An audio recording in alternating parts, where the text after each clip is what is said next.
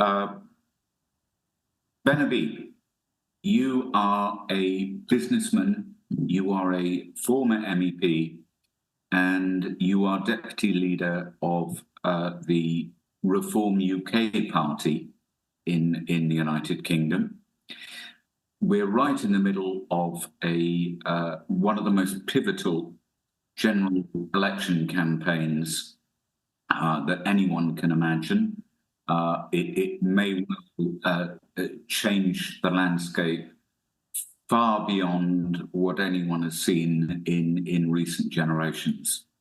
And you very kindly, and thank you, agreed to address this global forum, which will cover issues with regard to the impact or possible impact of the UK general election, but also your thoughts further afield on Western democracies in general.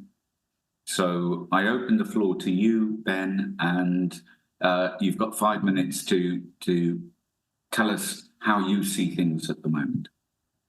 Well, thank you very much, Lee, for having me on. And I think the title that you asked me to address was something to do with the left versus the right. I'm just searching. I should have had this open. Forgive me. I'm going to search, just get your email out, because it's interesting to me the way the debate seems to be crafted as being between the left and the right. And I think so the topic was Europe's shift to the right. What does this mean for UK politics? And I don't think that we've got a left wing or a right wing, frankly, in Europe or in the United Kingdom. I think the political battle that's taking place is an ideological one between those who see the prosperity of the countries to which they've been elected to govern through the global prism, and those who see prosperity coming through delivering a national agenda. And the vast majority of politicians and the governing class over the last 25 years have been of the former category, who have adopted globalist agendas for their respective countries, and in the process have, in my view, damaged dramatically the democracies in their countries, their constitutional setup, the cultural fabric of their countries, and indeed their economies in the pursuit of this kind of globalist agenda. And Reform UK and a number of the other parties that you see emerging across Europe and now doing well in Europe are not right-wing parties. What they are on the whole, I mean, I can't speak universally for them, obviously, but what they are on the whole, what I would call democratic nationalist parties. And I'm very reticent to use the word nationalist, because in order to categorize parties such as ourselves as extreme far right, those that wish to govern through the global prism have also tried to hijack the meaning of the word nationalist. It's been made a bad word. You know, if you're a nationalist, you're by definition extreme right. And by casting us as extreme right, what they seek to do is to undermine the integrity of the proposition that we offer. They wish to rubbish us before the debate even begins. And it is this global, almost, I would say, without wishing to be melodramatic, almost dictatorial, globalist agenda that is that we're up against. So it's a fight for the existence of nation states, for domestic democracy, for territorial integrity, for the protection and promotion of our cultures, and for the promotion of our economic prosperity within our own nation state, as opposed to through supranational bodies and policies made on the international stage. That is the fight. And what's interesting is that we've seen a pivot, as you rightly suggested, Lee, in Europe towards this national democracy kind of approach, but it hasn't really worked. And it hasn't really worked, in my view, because proportional representation dumbs down the ability for any particular agenda for change. The default position that emerges on the whole from proportional representation is steady as she goes. And you look at Geert Wilders, who arguably is one of the strongest proponents of a strong Netherlands, strong borders, a no to freedom of movement and so on. But in order to get into government, he's had to compromise quite dramatically on his principles. For example, conceding freedom of movement. Can I just butt in for a moment for our international audience? Sure. Geert Wilders is a Dutch politician who won the election in the Netherlands, but he's not prime minister. And so what we've seen is some elections being won by these democratic nationalists in Europe by virtue of the fact that they have proportional representation. But the proportional representation system has neutered their agenda as they come into power. And what we've got in the UK is the same. We've got a pivot to parties, Reform UK being actually the only real party that has emerged. We've got a pivot in popular demand for democratic nationalism, for want of a better description of what we represent. But because of the first past the post system, it's very difficult for us to get a seat in Parliament. So we're seeing exactly the same trend in the UK. Indeed, we saw this trend, Lee, I think, way ahead of Europe when we voted for Brexit. The British people were voting for a democratic nationalist agenda. They wanted control brought back to the United Kingdom, away from the European Union. But we have a parliament which is occupied by globalists. The Tory party and the Labour Party are largely the same entity in their, to the extent they have an ideology, it's delivered through the global prism. That's why you can see this peculiar situation of Natalie Elphicke, for example, who is cast as a centre-right politician in the Tory party, quite easily crossing the floor and sitting with Labour, because actually, ideologically, they're not a million miles apart. So the challenge for a party like Reform UK is to get representation in Parliament in a first past the post system, so that we can give effect to what I believe the people at large want, and certainly I want, which is a proud, independent, sovereign, prosperous United Kingdom with policies made for the betterment and protection of our country and the promotion of British interests. That's it in summary. Lovely. Thank you for that. And you stuck to your 5 minutes, Ben, which I would never have predicted, but there we go. Can I'd like to open it to the floor now, but can I just ask a couple of questions to begin with? I know that you won't want to say too much about yourself, so I'm going to say it for you. You are parliamentary candidate for Wellingborough and Rushden in Northamptonshire, which is very roughly in the middle of the UK. Would that be fair to say? Yeah, it's on the eastern borders of what was Mercia. Well, that's a long time ago. Yes. That's a long time ago. Yeah. What I wanted to ask you was, you're out there campaigning, and I think for our international audience and our UK audience, it'd be quite interesting to hear your thoughts on the mood that you're getting on the streets, both in your constituency, but also as Deputy Leader of Reform UK. Presumably you're doing events around the country too. So what is your genuine sense of the mood amongst the electorate where you are and also the rest of the UK? So I would say that the mood that delivered Brexit has not abated. The mood that delivered Boris Johnson into an 80-seat majority with all those red wall voters voting for him, often for the first time with seats which had been Labour for 100 years, becoming Conservative, that small C Conservative move had never abated. It's always been there. And what happened actually was Parliament, as I kind of alluded to, Parliament had turned its back on what the popular demand of the British people was, which was to deliver Brexit. And that move was kind of crushed. And it took a while for Reform UK to gain a standing in the polls. But that wasn't because the mood of the people had diminished or changed. It was because we simply had to get known for what we stand for. And in October, I joined Reform UK reluctantly in March 2023. I didn't want to join a political party. I was very upset that we stood down 317 candidates against Boris Johnson. That's a separate debate, but I knew the withdrawal agreement wasn't a proper Brexit. I was very sad that we stood down against him. As many of you may know, I've been fighting the Northern Ireland Protocol, which has partitioned the United Kingdom and so on. And so I was reluctant to get into a political party which may then let the British people down again. And anyway, I realized that the only way to really make an impact was to join a party so that we could do it electorally.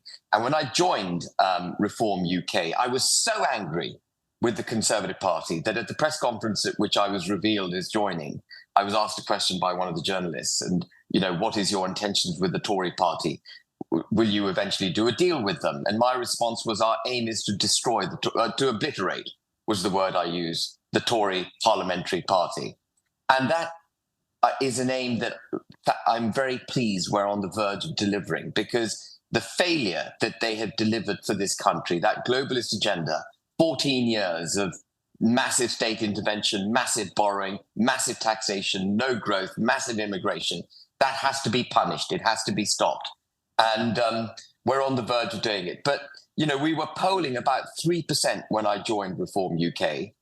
And what Richard and I did extremely well was to develop a broad and deep, we developed a connection which was broad and deep with all those voters who voted for Brexit and all the voters who voted for Boris Johnson in the 2019 election. And so by October 2023, we were polling 5%. When I stood in the Wellingborough by-election in February, I got 13% of the vote. And then in the by-election in Blackpool South, we got 17.5%. And now there was a poll out yesterday, I'm not sure I believe it, but there was a poll out yesterday done by Matt Goodwin, which had us down at 24% of the vote, with the Conservative Party at 15%. And this is not a symptom of the British people changing their position. This is a symptom of the British people realizing Reform UK is the political party that will give them the Brexit and the independent United Kingdom that they seek. Sorry, that was a very long-winded answer to a simple question. But yes.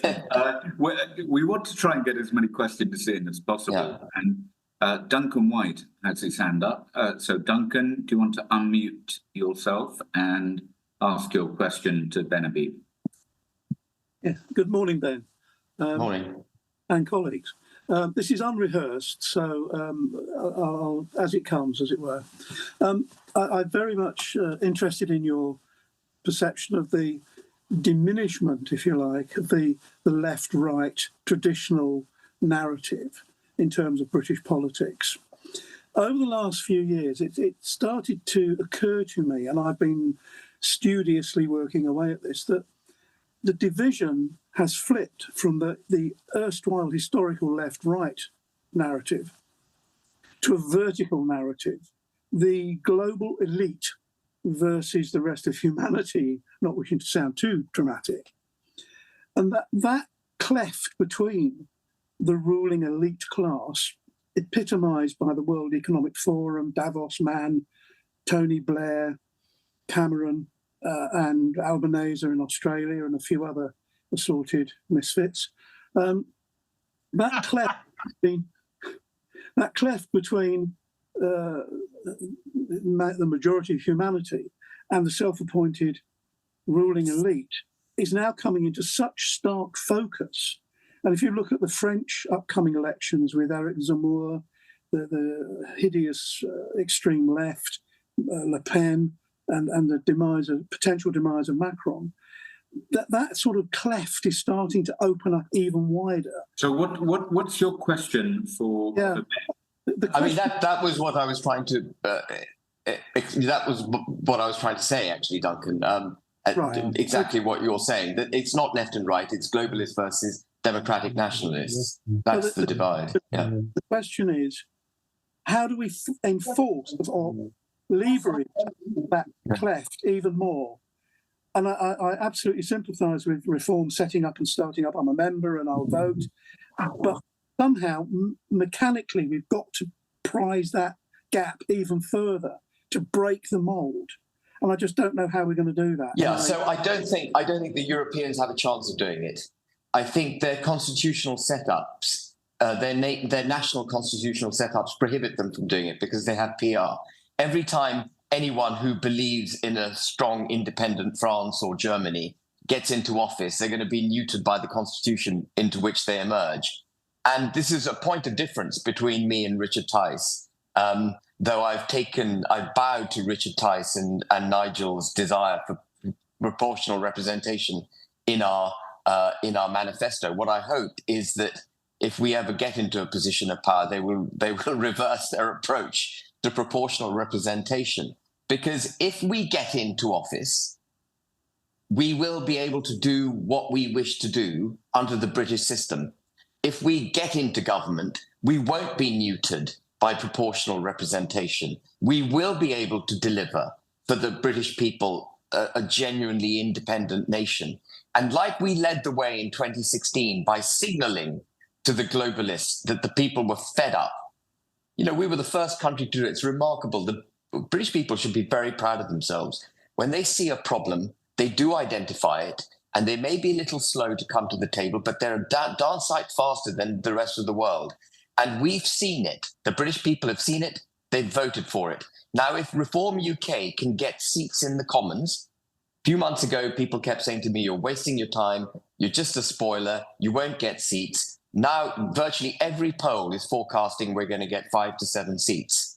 And the political wind is still in our sails. If we could get, I'm just putting out, a hypothetical case. If we could get 10, 15, 20 seats in this election, that would also mean Labour has not done as well as people are predicting it's going to do. For us to get that number of seats, mean the Labour vote share has dropped dramatically. And it will be a seismic political event. We will hold great sway, not just with the British people as we do at the moment, but also in Parliament. And I think we will see a dramatic shift in the way governance takes place in the United Kingdom. I fear greatly for a Starmer government because he will be Sunak squared, won't he? There'll be even more immigration, it'll be even more taxation, even more state intervention, even more borrowing until we're all bust in ESG and net zero and all that kind of thing. But if we can get 15, 20 seats, that means they won't have the thumping majority that they're currently being forecast. Because some of that vote, and this is where Nigel Farage is fantastic. Richard and I can kind of tap into the Tory vote. I'm speaking very candidly. We're not that good at tapping into the people who would typically vote Labour. Nigel connects extremely well with that part of the electorate. So I'm hoping that the current momentum in the polls that is pushing us forward continues all the way to the 4th of July, and we actually outperform what we're being forecast. And then I think, I think that there's a potential for a bright future. Lovely. Thanks for that, Ben. Let me just throw a question into the mix, and I know this is a difficult one. To what extent, I've known you for a long time. You're a businessman, first and foremost. I suspect it was a reluctant decision to enter politics, but you did. I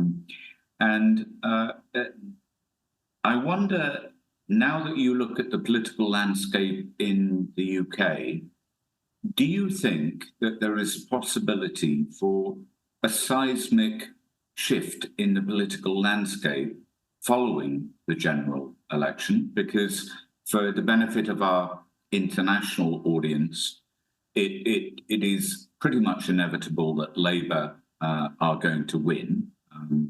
There's no real way with less than 2 weeks to go that anyone's going to turn it round, unless it turns out that Sir Keir Starmer is a child abuser or something like that.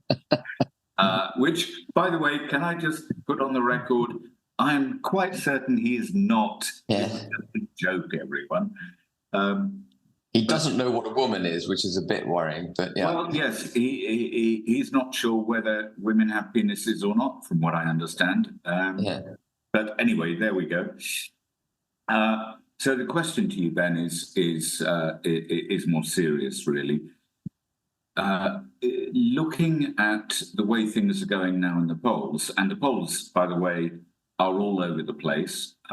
We're running a piece tomorrow on the latest Survation poll that has your party on 12 seats out of nowhere, from 0 to 12, which would be quite extraordinary. But there are other polls suggesting different outcomes. So what does that Survation poll predict for the number of Labour seats? I'll send you the... Yeah, I suspect it's many fewer than the other polls. Most polls are suggesting 450 seats and a 200-seat majority for Labour. But I think in a poll where Reform UK gets 12 seats, the Labour number of seats must drop dramatically, because we can only get there by taking Labour votes. And that's what I'm hoping. That's what I'm hoping, Lee, is that we get 12, 20 seats, one August trials in hope. Yeah. Ben, I've called it up, and that's well done. For Labour is 443. My God. Okay, not good. Yeah. Conservative 83. The Lib Dems, heaven help us, 53. SNP 34. Reform 12. Yeah. So it would be still a Conservative opposition with Reform, trying to show the way for the Conservative Party. So my original question to you was, do you think there could be a realignment in British politics where perhaps there's a reverse takeover of the most successful political party in the world, the Conservative Party, which has been going for yonks? Do you think there's a possibility of that? Or do you see some other alternative? So, I think there's I'm not aiming. I know Nigel flirts. He flirts very openly with the Conservative Party. I have no desire to have any arrangement with the Conservative Party. Reform UK is an independent party in its own right. We're not a pressure group, a weather vane, or some kind of conscience for the Conservative Party. We are our own party. There are some members, parliamentary members in the Conservative Party, who are of our persuasion. I would number them at fewer than 10. I can't think of more than 10 offhand. And of course, they'd be most welcome to join us if they wish to join us. I think the Conservative Party, parliamentary party, will go more globalist post this election. They'll think that they need to be more kind of one nation type Tories than ERG type Tories. And so I don't see the Conservative Party coming in our direction post the election. Sorry, Ben, can I just butt in for the international audience? The concept of one nation Tories and ERG Tories. Can you just explain that for the benefit of our friends around the world? So traditionally, a one nation Tory was a Tory a Conservative Party member who professed to wish to govern for the entire nation, including the working class, not for the elite. Actually, what its modern manifestation is the globalist kind of Tory, one that sees governance through the European Union, supranational institutions, and so on. And so one nation Tories, in my view, are political enemies. And the ERG, which is the European Research Group, effectively a Eurosceptic faction within the Conservative Party, is much more of our persuasion because they wish to return sovereignty to the United Kingdom. But they were quite few in number to start with, and they're getting fewer in number as the days go by. And I think the Conservative Party will pivot further towards the one nation direction post the election, claiming that actually they weren't one nation enough in order to get elected. Because look at Labour, which is outwardly Europhile and so on. We need to be more like Labour. So I don't see much of a redemption for the Conservative Party. And there's another thing going on with the Conservative Party, which is that it's losing its own popular foundations. What was so terrific about the historic Conservative Party was that it had millions of members across the United Kingdom. It now only has about 150,000 members in the United Kingdom. So it's not representative of small c conservatism. It ceased to have that foundation that gave it, I think, much greater legitimacy decades ago. And it's progressively been losing it. And then you get Rishi Sunak, who wasn't even voted into office. And it makes it a very problematic situation for the Conservative Party, because you have CCHQ, which is the executive of the Conservative Party, and the Parliamentary Party, largely in opposition to a diminishing number of members around the country. And so I think they've got their own kind of internal existential debate going on. And the Parliamentary Party, as I've said, and I don't want to repeat myself too much, the Parliamentary Party is one nation. That's where it wants to go. That's where it feels comfortable. So I don't see any benefit in a reverse takeover of the Conservative Party post an election. I think we've just got to plough our own furrow and become the popular small c independent United Kingdom, party. Okay, that's great. I'll ask just one more question, and then I want to start getting some people from around the world in. Can you see this on the screen? Have I got this up? There's a chart. No? Can't see it. No. Okay. Okay. Doesn't matter. We've got some hands up now. So let's start with John Frank, who was the first. John, your question to Ben, please. Yes. I think we owe a great debt to the late Chris Booker, who in the 1990s drew our attention to the changing methods by which we were governed. As Ben Habib says, the tendency towards handing over power to supranational and the EU at that time, and it was he and his friend from Yorkshire, they brought to our attention what was changing, and it was quite serious. And one of the things that any incoming government now will endure is the structure of the civil service, which in 1990, there became a recognizable change in their attitude from being servants to the trading community. They wanted to be the masters, and in accordance and in line with what was happening on the continent. So your question to Ben is what then? The problems that any government is going to face with an entrenched civil service with a view to being the masters. Ben, over to you. Yeah, I mean, John, absolutely right. The struggle we face is massive, must not be underestimated, and is uphill.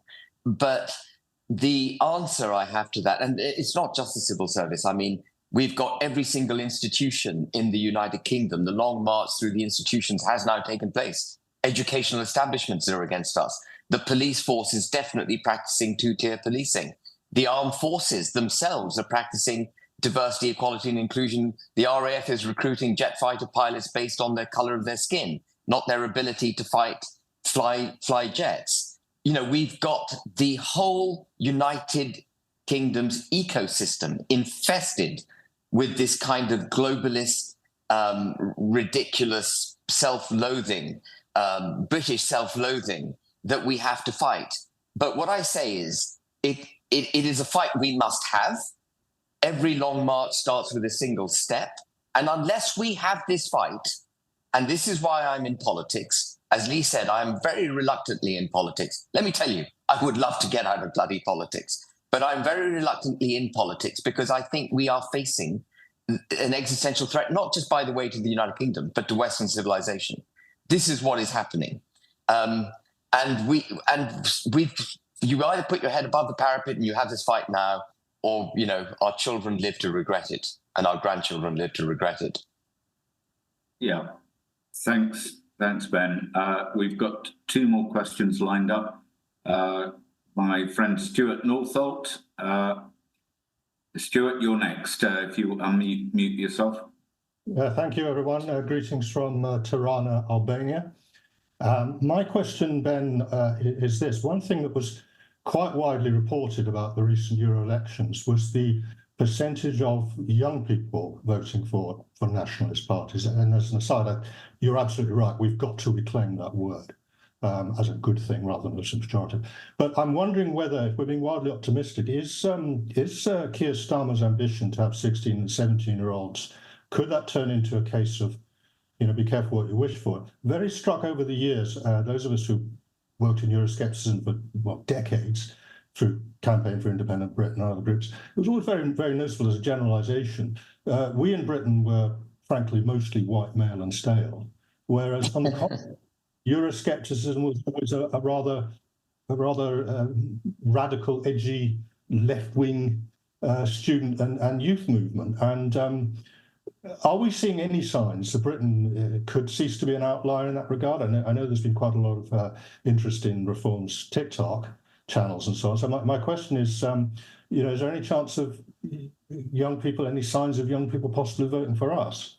I think increasingly we're seeing younger people engaging with us and understanding what it is we stand for. And one of the things I wanted to do in our contract with the people, our manifesto, was to have a page. We have lots of great policies for young people through the manifesto. We didn't actually pull them together. I did say to Richard, sorry, forgive me, this is internal kind of discussion, but we need one page pulling it all together for young people. And we still haven't got that one page. You know, we've been working at massive pace to react to this general election, which came early. But I think we are penetrating. I gave a speech to the sixth form political class in Wellingborough School, which is a private school in the constituency in which I'm standing. And when I asked them whether they thought the wealth of this country had been generated by the slave trade or some other mechanism, 2/3 of the hands went up confirming that their view that the slave trade is how we made our wealth. But there was 1/3 of the class which wasn't on side with that. And that gives me hope. Yeah. I think also, if I may say, that I've lectured on other things on occasions, Ben, as I'm sure you have. Once they're fascinated by the 1980s. The minute they learn you were active during the Falklands and the minor stuff, it's like a light goes on. They're absolutely fascinated. I think it's the way our generation viewed the 60s as something very sexy and interesting. I would just say, if I may make a personal observation, as a small businessman who's been, you know, ruthlessly victimised by R35, you guys had me at R35. The rest of the manifesto could be, you know, eating babies and drinking their blood. You got my vote. Anyway, so just for the record, thanks. Yeah. Finally is trying to do something about this scandal. Thank you. I couldn't believe. I mean, I nearly threw up when we heard Rishi at their so-called manifesto wittering on about how they're a friend of a small businessman.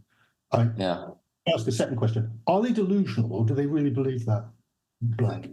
No, they're liars. Rishi's a smart guy. He knows exactly where his ideology lies. He's not a Brexiteer. He keeps claiming that he voted Brexit. This is not a man who remotely believes in Brexit. And he's a liar. They threw Northern Ireland under a bus, and they keep lying about it. No, he's just a liar. Sorry. I know that people don't like the word lie, and I didn't use it. When I first entered politics, I really stayed away from the word liar, because I thought it wasn't right to say people are liars, but he is a liar. I think, Ben, in a few minutes, we need to come on to the subject of Northern Ireland, on which you're undoubtedly an expert. We've written a lot of pieces about it, and for the benefit of our audience around the world, they will not know quite what the situation is. So I'd like to come on to that in a minute, if we can. But first, I want to call on that old bastard Stephen Tripp from Australia, who's a very despite my introduction. He's a very good friend of mine. And Stephen, what's your question? Hey, going everyone. Sorry about that. Lee, thanks for the introduction. Ben, thank you for the opportunity to ask you these questions tonight and for coming on. We see a similar trend around the world, especially Western Five Eyes countries where they have two-party systems.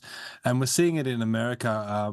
Robert F. Kennedy Jr. recently did some quite extensive polling where he found that if he was head-to-head with Joe Biden, he would win. If he was head-to-head with Donald Trump, he would win. But if it's a three-way race, then he loses.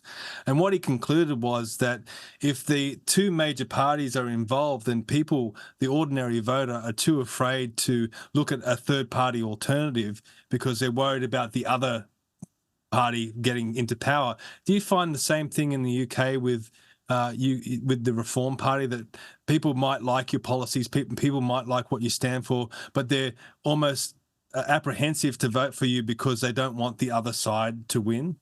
Absolutely, exactly. I mean, that is the uphill struggle, and the Conservative Party has nothing optimistic to offer. It's only real line, and the guy I'm standing against in my constituency is producing leaflets to this effect all the time, saying a vote for reform is a vote for Labour. You know, that's how they do it. You know, if you vote for reform, you're actually going to get Labour. Do you really want Labour? And then the other line they use, almost unashamedly, is we know we're bloody awful, but Labour are even worse. And, you know, so when you combine we know we're bloody awful, but Labour are worse, and if you vote for reform, you get Labour, basically they're trying to cow the electorate into voting Conservative. And this has worked. They've used this mechanism many times in the past, and it has worked. I don't think it's working that well at the moment. The Conservative vote share, Conservative voters, typical Conservative voters, are either staying at home or they're voting Reform. You know, they are fed up with the Conservative Party. That's great. I was just trying to find a chart to put up to accompany that, but we'll come back to that. But we've got more questions. Firstly, I'd like to call on Jeff Grimshaw from Australia. Jeff, over to you. Thanks. Just to point out, I'm a POM. I'm an exile to Australia. I actually ran away in 1997 when I knew that Tony Blair was going to win, and now we're facing the same nightmare. Anyway, the question is very, very quick. Why do you think Rishi called the election early? I've got no idea. It could be because he knew flights weren't going to take off to Rwanda. And he had said that in 10 to 12 weeks, 10 to 12 weeks ago, he said there were, flights will take off for Rwanda. He put himself in a corner. And it could be as simple as that. There was a bit of good economic news too. I think inflation had come down to 2.3%. And he may have been privy to some forecast where the economy wasn't going to get much better than that. And I think it was a mistake. He should have gone to November. He shouldn't have painted himself. These views that I'm expressing now are of a political nature, not of an ideological nature. If I had been in his shoes, I wouldn't have called it now, and I wouldn't have painted myself into a corner over the flights to Rwanda. I would have played it long. Apart from anything else, he would have raised a lot more money in September because of the Conservative Party conference. And I'm hearing news that they are running out of campaigning money. I don't know whether anyone else on this chat has heard that, but I'm getting sort of messages which indicate the Conservative Party is actually having to shut down certain campaigns because it hasn't got the lolly to do it. And that's how unpopular they've become with their own base. Right, so next up we have, I think, Rudy. Rudy? Yes, hi. Nice to hear you talking about, Ben, and wish you well in all these things. I've had quite a lot of discussions with this particular group on sort of net zero related subjects, so I'm going to sort of come back to that. I think for anyone who looks at the net zero stuff objectively can see that the scientific basis is flaky, and also that it's a huge destructive force for Western economies by undermining the way the energy system works. It makes energy expensive and unreliable. And it destroys large segments of the economy, or it's probably going to do that in fairly short order. And what I don't understand is why the working people who ought to be voting for somebody who can secure their jobs in industry or even in services in the end aren't sort of concerned about the way that net zero is demolishing the energy fabric of the country. And why is it that people don't see that? And particularly people of other political persuasions who may not be conservatives but may work in Grangemouth or Teesside or somewhere where there are a few remaining sort of industrial energy facilities and petrochemical facilities. So why is it that people don't see the destructive force of globalism and what it's doing to our country through net zero? And possibly, Ben, you might just comment on your own party's policy towards net zero. So let me just take that second. Rudy is something of an expert in these matters. He's typically modest, but he knows a lot about this. What are your party's policies on this as well? So our party's policy is to ditch net zero completely, and for there to be no pivot away from fossil fuels as far as the United Kingdom is concerned, and for the reasons that Rudy so well set out. As to why the British people haven't really cottoned on to it, I suspect there are a couple of reasons for it. The first is that the way net zero has been delivered, and I have to say this every time I debate net zero, is that it's been painted as being synonymous with saving the planet. And so the way those who are big proponents of net zero cast their argument is, do you not want to save the planet? If you're against net zero, is it that you really want to destroy the planet? And I think a lot of people are cowed again into this kind of extreme form of discourse, cowed by that discourse into, not arguing back to, take the knee to the argument. But there's another reason, I think, and it's the mechanism by which net zero is delivered. And it's quite difficult for the layman, layman to unpick all the different legislative and regulatory requirements that create the drive to net zero, and to piece that together and see how much damage it's doing to the economy. Rudy, you've obviously done it. And, it is, at one level, it's very simple. You turn off North Sea gas, and of course, we haven't got renewable energy that can possibly compensate for it. So we've got the ridiculous situation now of importing liquefied natural gas from abroad. So we've gone from being energy independent with access to cheap energy to energy dependent with access to expensive energy. But even that's hard, I think, for the layman to really fully grasp, because their gas is still coming on.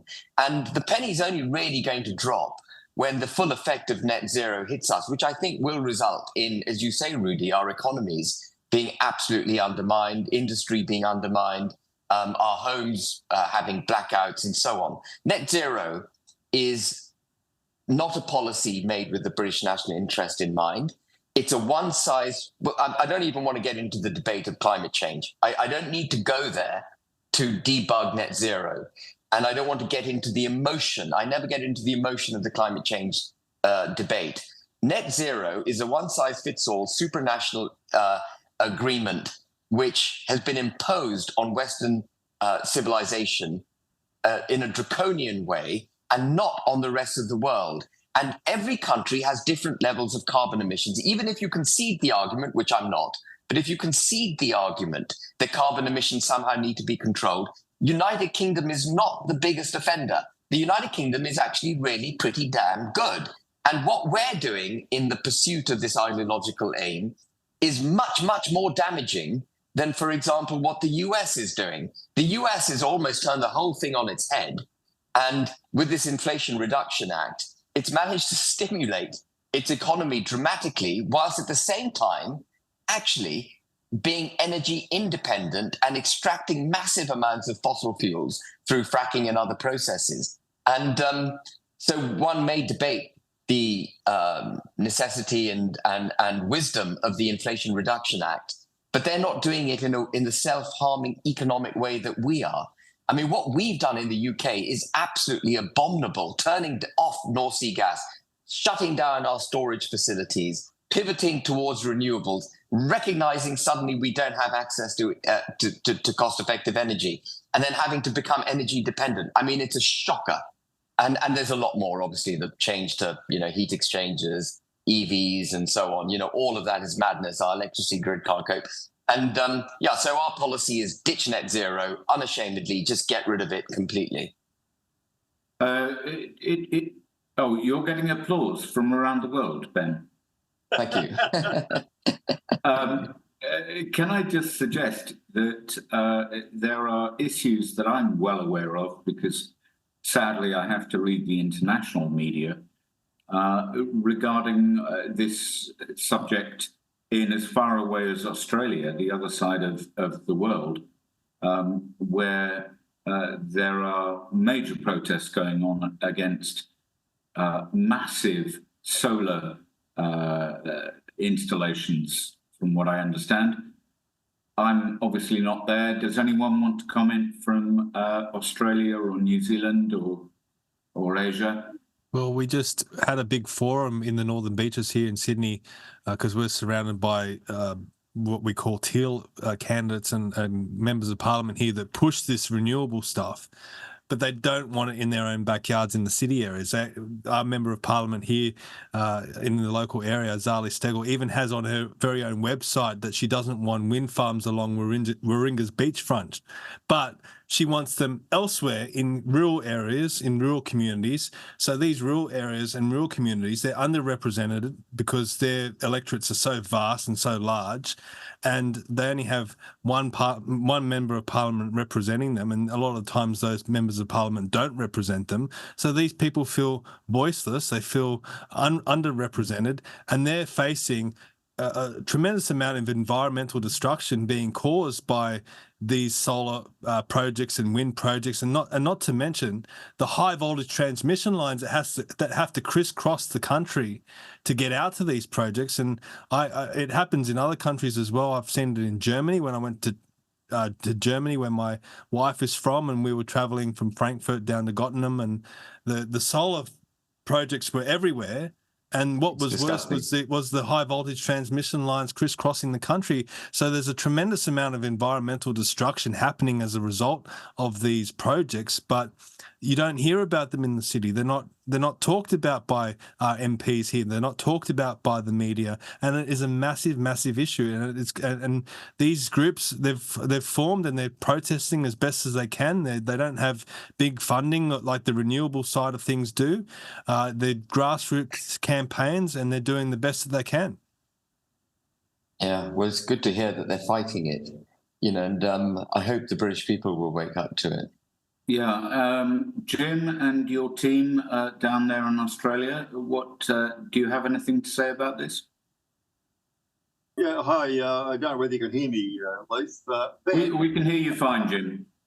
Yeah, hi, Ben. A quick question of you, Ben.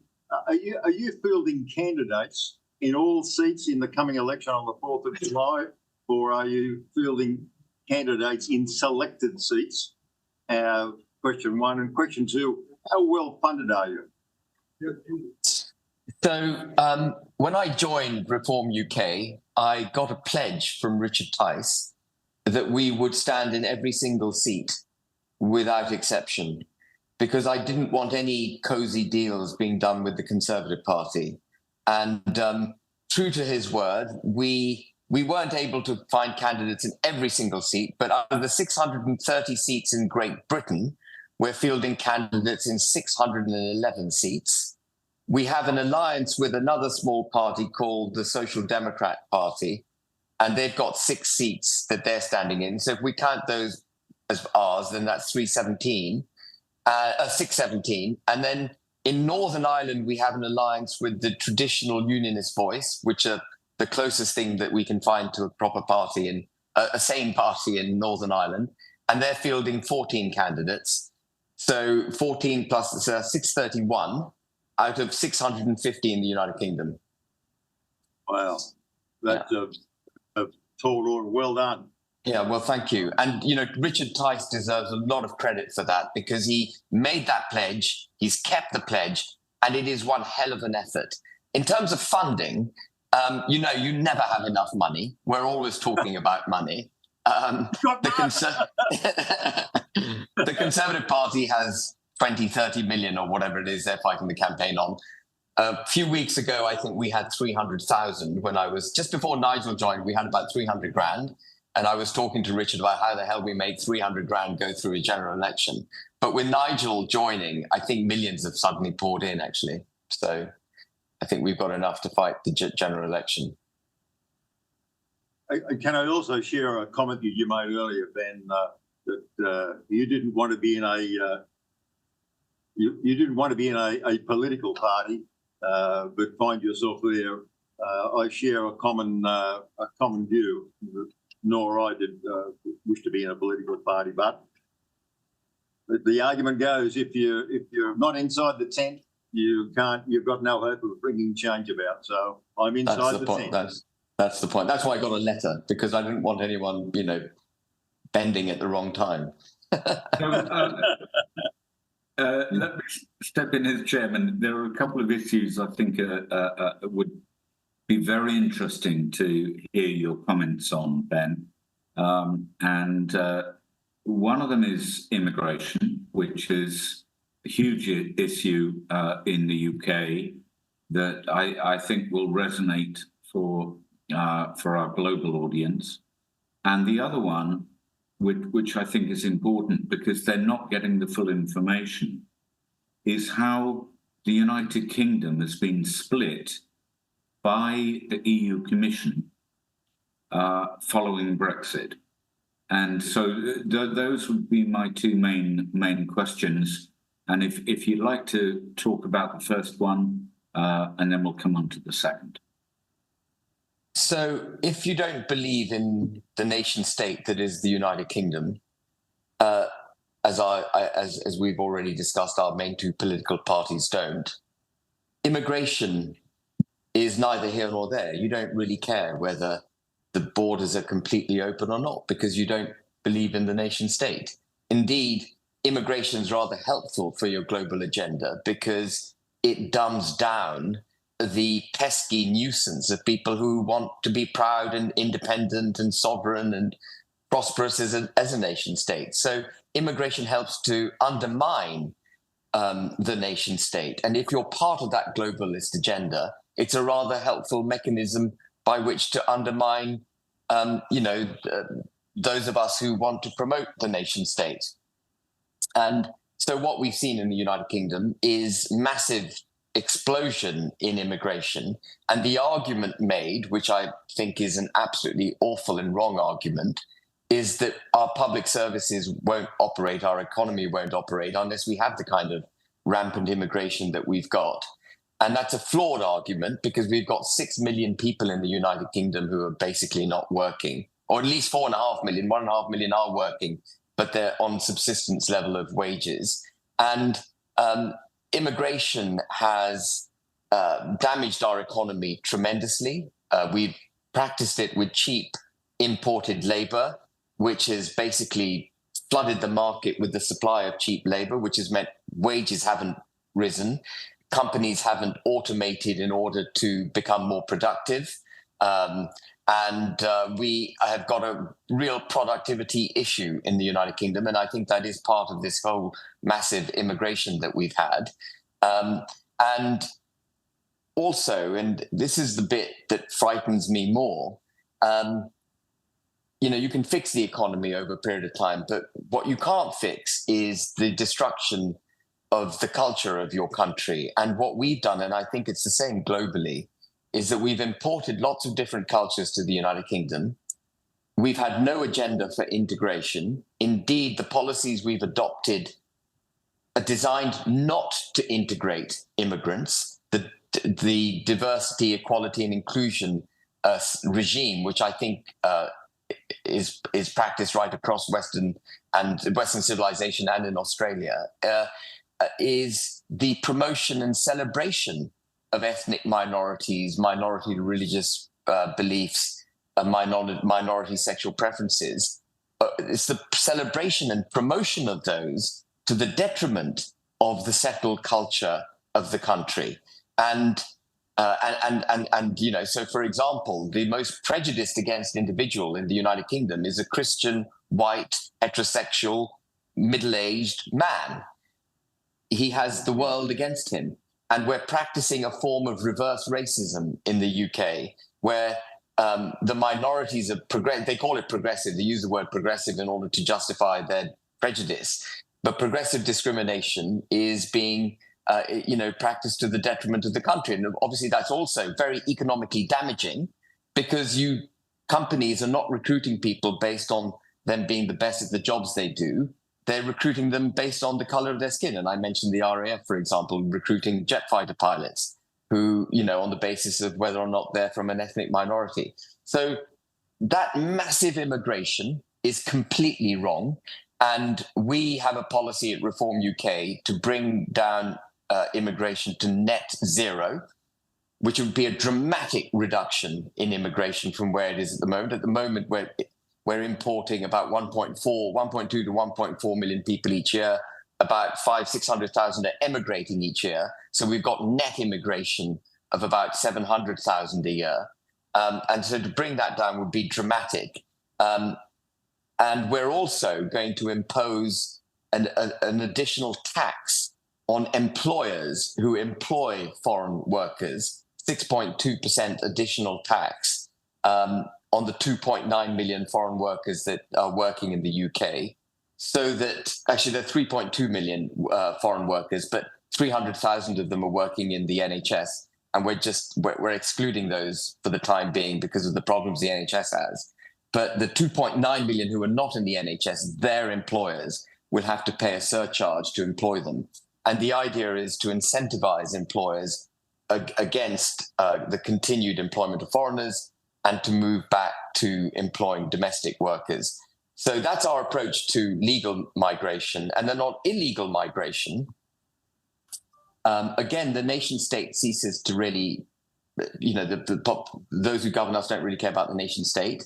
And so they've basically turned the blind eye to border enforcement. And what we've forgotten in Western civilization, and I think the Aussies are actually ahead of us here, but what we've forgotten in Western civilization is that border control is not a legal process, it's a physical process. The way borders are controlled is by having some form of military response to anyone who seeks to enter your country illegally, whether that's across land or across sea. And the English Channel used to serve to protect the United Kingdom. It was a moat across which foreign armies and invading forces used to have to cross, and at peril, because we could sink their armies and their navies as they tried to make that journey. But it's now being used against the United Kingdom. And our policy for stopping the boats from France is to develop a dedicated force with fast boats, well-trained individuals backed up with drones, barriers, sensors, and stop the boats at the point that they wish to enter our territorial waters, turn them round and send them back to France. And if they won't go back to France, we'll take them back to France.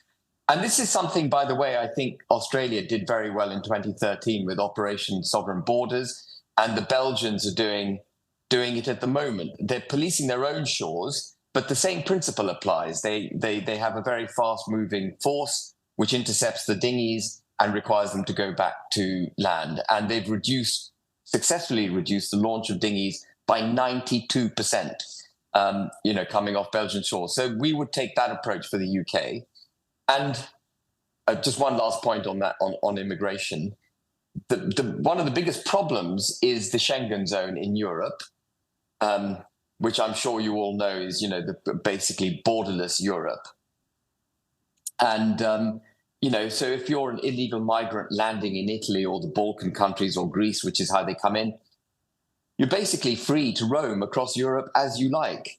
These borders were developed over thousands of years to protect tribes, communities, and countries, and they've been set aside in a period of a decade or two without any attempt to protect nation states. And these borders need to be reinstituted.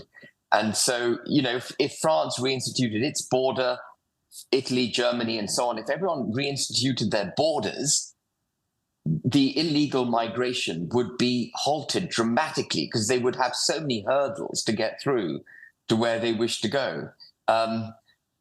So that's all I've got to say on immigration. We're dead against the kind of rampant form of immigration, legal immigration, and we would stop illegal migration. Do you want me to talk about Northern Ireland, Lee, a bit? I think you're muted.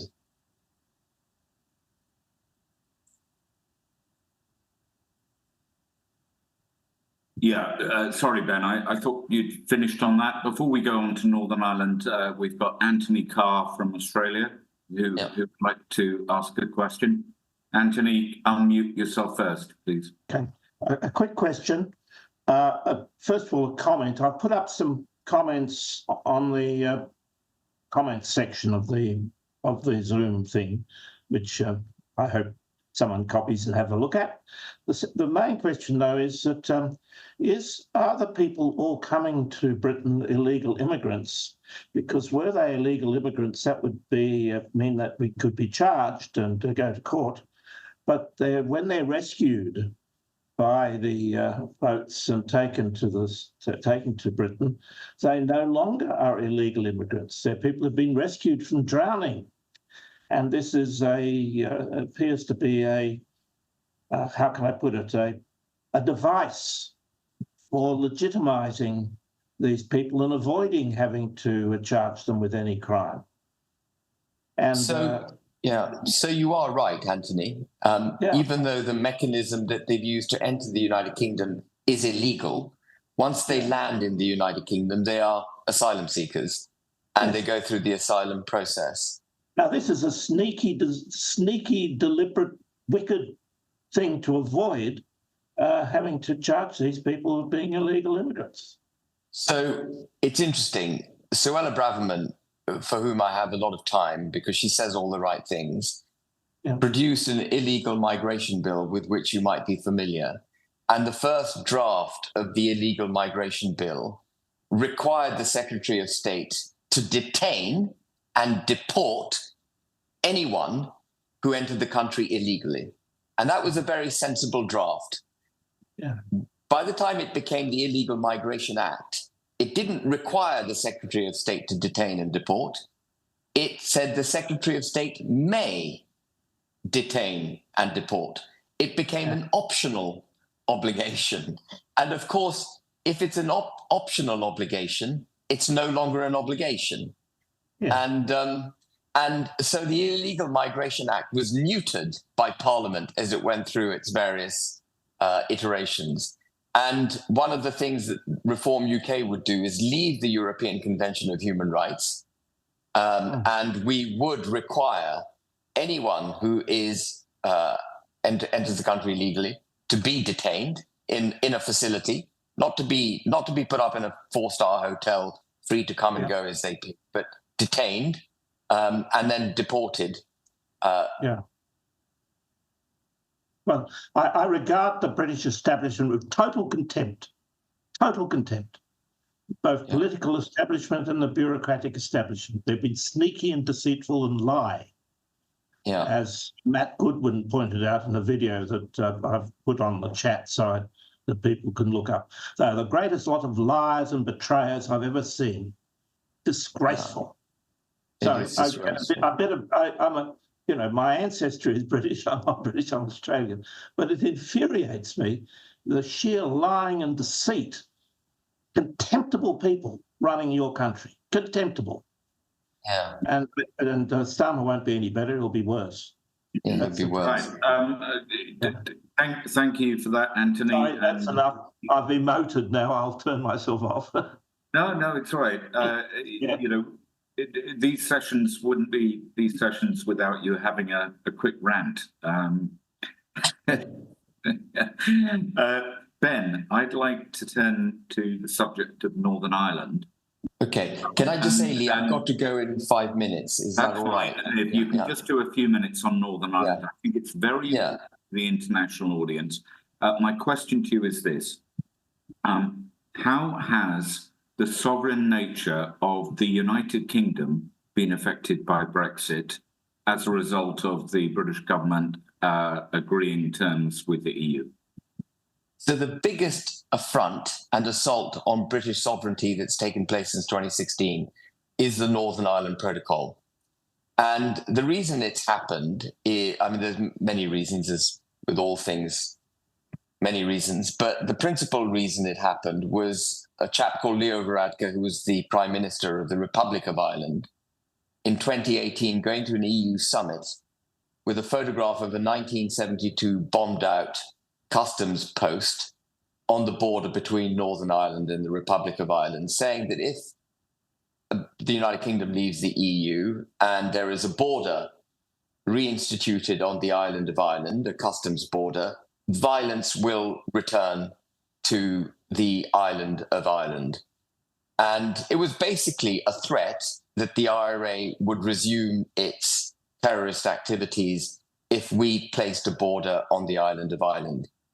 And the British establishment, and Anthony, you're so right, the bunch of lying, deceitful bastards, the British establishment bought that line and they peddled the lie that the Good Friday Agreement, which is the peace agreement entered into by the Republic of Ireland and the United Kingdom in 1998, prohibited a border on the island of Ireland. That is a lie. The Good Friday Agreement actually recognized the border between Northern Ireland and the Republic of Ireland. All that it required was the removal of military installations. And no one was ever suggesting that military installations would be. Of course, there'd be no military installations on the border between Northern Ireland and the Republic. But they literally weaponized the border issue, cowed the British governing class, who at the time was Theresa May, but Boris Johnson bought the same nonsense. And instead of the border, the customs border going where it should go between Northern Ireland and the Republic of Ireland, we have become the first country in history to put a regulatory border down its own middle. And so we have a partition in the United Kingdom between Great Britain, which is Wales, Scotland, and England, between Great Britain and Northern Ireland. The United Kingdom, if you look at a British passport, says this is the United Kingdom of Great Britain and Northern Ireland. And we have we basically separated off Northern Ireland without a plebiscite, without any consent for such a separation, and indeed without a single shot being fired. So if you fly now from London to Belfast, you're a second-class citizen when you land in Belfast. You have different rights in London as a British citizen than you do in Belfast, including human rights, by the way. EU law, in many respects, many respects, not just trade law, but many other things, state aid law, VAT, excise duty, and human rights apply to Northern Ireland. And it is something that I have been fighting, as Lee knows, since it was brought into place. And I brought a case against the government for the removal of the IRC border on the basis that it breached the Acts of Union 1800 that created the United Kingdom. And that act, we argued in court, was of a fundamental constitutional nature, and no parliament has the right to hive off Northern Ireland. And the court ruled that even though there was no explicit desire to hive off Northern Ireland, Article 6, which is the crucial article in the Acts of Union, had been set aside by the withdrawal agreement and the Northern Ireland Protocol in the withdrawal agreement as we left the EU. So we have a Supreme Court ruling that confirms Northern Ireland is no longer part of the United Kingdom. That and the government refuses to recognize it. The DUP in Northern Ireland, sadly, the Democratic Unionist Party, refuses to recognize it, which is why we're standing candidates in Northern Ireland. And it is as boring as the Northern Ireland Protocol might sound as a name, it is the biggest affront to the nation state that is the United Kingdom that has taken place in my life. Can I just put this into an international context? Because you've been a stalwart in defending the United Kingdom, and specifically the place of Northern Ireland, which is an integral, or was an integral part of the United Kingdom. But to put it into an international context, Ben, I know you've got to go shortly, but this would be akin to Australia losing Perth, Western Australia, or Tasmania, or something like that. And I could say the same for other places around the world. This is an absolute shocker. I'm not sure that it's penetrated internationally. Maybe our friends around the world can tell you, but you have definitely fought the fight. And you're quite right in what you say about the Supreme Court's decision. Effectively, Northern Ireland is no longer really part of the UK. Would you agree with that? I completely agree with that. That's what the court ruled. And what is quite bizarre, I don't know if there are any constitutional experts and lawyers in amongst those who are listening, but what is bizarre is that the Acts of Union 1800, there are 8 articles in the Acts of Union. If you've got 10 minutes, read them. They're so beautifully written in language that was so simple and so clear. They're short read, 10 minutes, you'll get through the lot. Article 3 of the Acts of Union creates the modern parliament. And so when the Supreme Court said, actually, Parliament could set aside the Acts of Union insofar as it affected Northern Ireland, what the Supreme Court was also saying, which is an absolute ridiculous proposition, is that Parliament could dissolve itself. Are you with me? If Article 6 can be set aside, then presumably Article 3 can be set aside by Parliament, which means Parliament could just get up and dissolve itself. And that would be a nonsense. It would make a mockery of the constitutional setup of the United Kingdom. And so I disagree that Parliament had the right to break that sacrosanct foundation block that created the United Kingdom 224 years ago. And I will fight that. I suspect we're not going to win that fight, Lee. We're not going to win it, but it's a fight that's going to go on being fought till I'm dead and gone. Ben, I'm. Can I just say I'm, as everyone on this call, enormously appreciative of your time. I understand you're in the middle of an election campaign. You've got to go. Would you just hang on just for a couple of minutes? I want to just ask my 2 colleagues who are instrumental in organising these events, which are take a lot of work. So first of all, Ben Phillips, anything that you would like to say to Ben Habib? Ben, it's just simply a thought, and it's a longer term thought, but reconciling the wishes and desires of the Red Wall, which Nigel is campaigning on, and those who, perhaps like yourself, tilt more to the right on economic issues. That, it seems to me, is the fundamental debate that the right needs to have.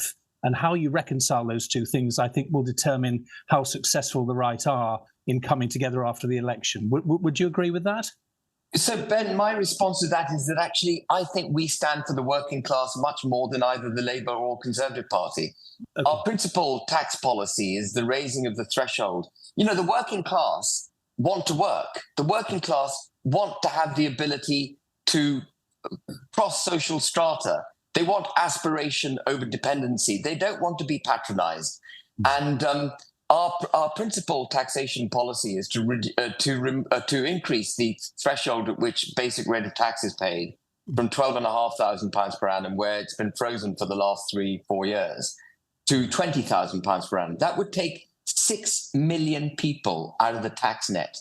And we're also going to increase the threshold at which 40% tax is paid from 40% to from £50,000 per annum to £70,000 per annum.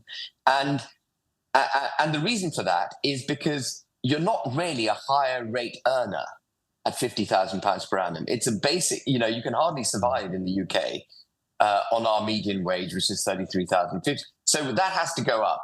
And the British working class, with whom Nigel connects so well, recognize that actually these policies liberate them. And at the moment, what the Labour Party and Conservative Party have been practicing is wealth redistribution. They don't want that. They want the ability to earn a fair wage and to keep that wage so that they and their children can progress through the social strata. And I think we offer a much better formula for that. Thank you. And finally, I just want to call on Stephen Tripp before you go. Stephen is our colleague who runs Commanding the Narrative, an excellent site which we can recommend to everyone. Stephen, do you have any final thought, question for Ben before he has to go?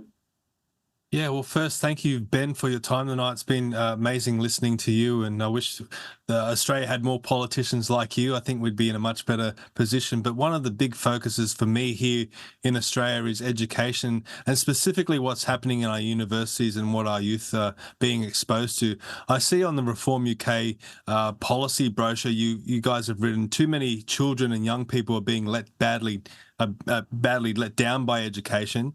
Reform UK wants an education system that ensures young people are proud of Britain and learn the skills, character and values to succeed in life. What are your main concerns about the education system, and what would you do to combat those concerns? So our children are being brought up to be ashamed of the United Kingdom. They're being told things like our entire national wealth comes from the slave trade, that we should be ashamed of our part, in the British Empire. I'm very proud of the British Empire, and I'm unashamedly proud. Of course, there were periods where we did, and there were things that happened, like the Amritsar massacre, of which we should, hang our heads in shame. But overall, it was a fantastic exporter of technology, language, common law, trading. We were really a fantastic force in the world, and our Victorian wealth doesn't turn on the slave trade. In fact, we abolished the slave trade ahead of the rest of the world. We then policed the high seas to shut it down, where we established global human rights at a time when there was no reason for us not to do it. So this is the kind of thing I want our children to learn. That people say to me, sorry, forgive me, Stephen, people say to me, what is British culture? Define British culture. You don't know how to define it. Well, I'll tell you what British culture is. British culture is understanding in our present tense the constitutional relevance and position we hold as a result of our history. And if you hijack an individual's history, if you hijack a country's history, they are at sea without a paddle. They don't know what they are. You sap them of their self-confidence, you sap them of their understanding of where their present contextual existence. That is our culture. Our history is our culture. What we believe to be our past is our culture. The reason most people who vote for us are over 50 is because people over 50 were brought up at school to be proud of the United Kingdom. St. Paul's Cathedral, for example, has had until a few months ago, until a fuss was created about it, Winston Churchill down as a white supremacist. This is perfectly fashionable. There is a history teacher, a history professor, I should call her, hate to use the word professor in her context, at Churchill College, Cambridge, who thinks Winston Churchill is a white supremacist. At Churchill College, Cambridge. I mean, you couldn't make it up. So we would require that our history is taught to our children in a way that makes them proud of their country, that sure, there can be balance and there can be nuance, and we can discuss the ills that the empire perpetrated, but only in context. We would want also for the European empires to be discussed in the same way. So that's the history bit. We would want English to be taught to every single child in this country. We would want Christianity to be taught to every single child in this country. You don't have to believe in it. You don't have to become a Christian, but you have to understand it. We're a Christian country. We would want the national anthem sung every morning at schools. We would want critical race theory, with which you may be familiar. You know, the notion that if you're white, you're somehow privileged, and if you don't recognize that privilege, you're racist. We want that removed. We want the teaching of transgender ideology to be banned at school. We want the notion that if you're from an ethnic minority, you're somehow deserving of special treatment removed at school. Everyone is equal. These are the kind of things that we want. Right. Hurrah. Lovely. We've got one question from Stuart, who is Just a very quick one.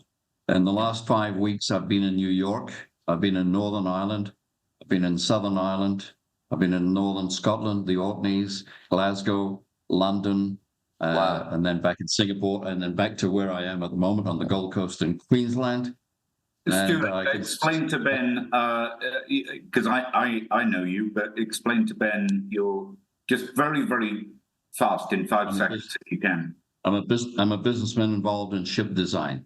There you go. And I travel to and from the UK 4 times a year.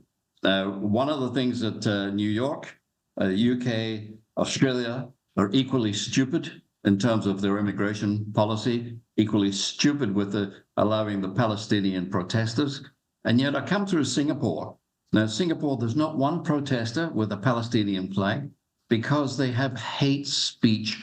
They lock you up for hate speech. There are 33 reasons why they give you the death penalty in Singapore. And there's 6 million people in this little island of Singapore, but they have rules and regulations. So my question to Ben, just very quickly, is it Singapore's got it wrong, or is it all the rest of us that have got it wrong? I think I wouldn't want the United Kingdom to, lock people up, perhaps willy-nilly. But what we fundamentally got wrong is the promotion, the rampant immigration that we practiced, and then having no agenda for integration for the people who've come into the country. There's only a certain pace at which a civilization can evolve gently, and we are way beyond that pace. And we're making zero effort to protect our culture and to protect society. Society, by the way, the definition of society is a common language, a common culture. We don't have that in the United Kingdom. We're becoming divided. We've got divisions right across the United Kingdom. We have that in France, Germany, and everywhere now, and the US. And so we've got to get rid of this promotion and celebration of minority ethnicities and religions and so on. And we've got to practice integration. And I would like to be the kind of liberal, not draconian country that we've been. But the natural knee-jerk reaction to the Palestinian marches and everything else is to shut it down. I mean, my visceral reaction is I want it shut down. But the problem is, if you shut it down in that way, do you create pressure pots that blow up later in some other way? We need a long-term solution. And that solution has got to be the dramatic reduction in immigration, the incentivization of those foreigners who are settled in the United Kingdom actually to go back home, those who are not British citizens, those who are there on work permits, the 2.9 million I referred to, and a positive program for integration. Ben, I'm acutely aware of the pressures on you with your being in the middle of your election campaign. Yeah, I better go, yeah. And you said 10 minutes ago you have to go. So I'm going to close this down now with just a few words to say, because of my position, I have to be non-partisan, and you know and respect that. But can I just say that the passion, the enthusiasm, and the knowledge that you brought to this conversation globally, for me, has been impressive. And I'm sure that everyone who's attended will feel the same way. So I'd like to thank you on behalf of the Global Discussion Forum organised by thank you, Ben, for clapping. The Global Discussion Forum organised by CIBUK, Facts for EU, and Commanding the Narrative from the Other Side of the World. I think getting these thoughts out there, and stimulating the debate is vitally important. You've done that today, and I thank you for it. So I'm sure everyone agrees, and if you do, clap your hands. Well, can I just say, Lee, thank you very much for your kind words. And can I also thank all of you for coming? But particular thanks again to you, Lee, because I know that you do one hell of a lot with great personal adversity. You still, managed to do it, working long hours. And, thank you very much for everything you do. All right. In conclusion, Ben, thank you. We're gonna cut the recording now, and it'll go up on YouTube soon. And I think this will be one of those great slow burners over the next few days, where an awful lot of people are going to find this very interesting. Ben Phillips, I'm sure, as our comms director, I'm sure you agree. I do, Lee. I'd like to endorse everything you've said and thank everybody for attending. And Lee and Ben, especially for your time. And from a personal point of view, I wish you all the success in the world. I think that agenda that you've set out is compelling and one for the future. So very best of luck. Thank you very much. Thank you, everyone. Thank you.